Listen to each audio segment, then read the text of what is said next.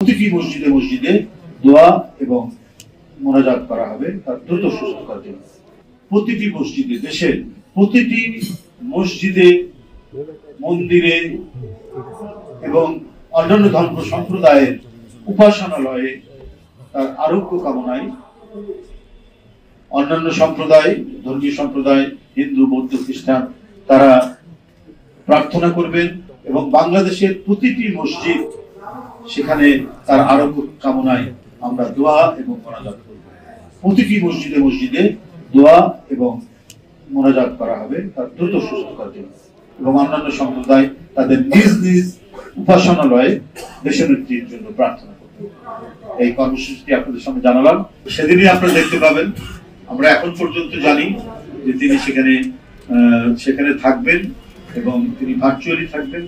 সব মশার বিরুদ্ধে সুরক্ষা দিতে এলো বসুন্ধরা এক্সট্রিম অ্যারোসল, মশার বিরুদ্ধে এক্সট্রিম সুরক্ষা। এখন পর্যন্ত আমরা যেটা জানি সেটাই আপনাদের সামনে।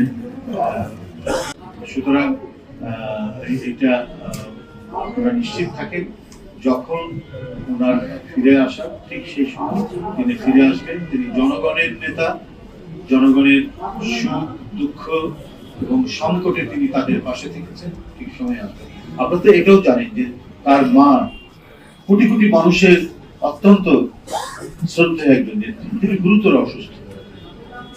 তো তার চিকিৎসা নিয়ে তিনি তো উদ্বিগ্ন। তো সেই চিকিৎসার কি সিদ্ধান্ত হয় না হয়, অনেক কিছু বিষয় তো আছে। তিনি তো পরিবারেরও তো জ্যেষ্ঠ সন্তান। সবকিছু চিন্তা করে তারপর দেশ, মানুষ, রাজনীতি সব চিন্তা করেই তিনি সিদ্ধান্ত নেবেন।